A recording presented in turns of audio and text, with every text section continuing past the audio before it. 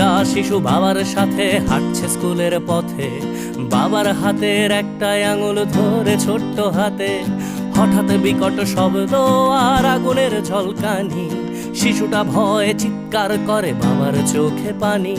ছুটে আসে এক কামানের গোলা, লন্ড ভন্ড সব, বাবা শিশু সহ সব পুড়ে ছাই।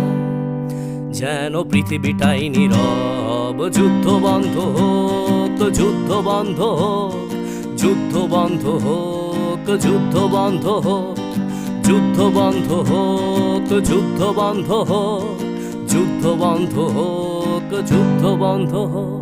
আজ মানুষে মানুষে যুদ্ধ কেন মানুষেরই পৃথিবীতে?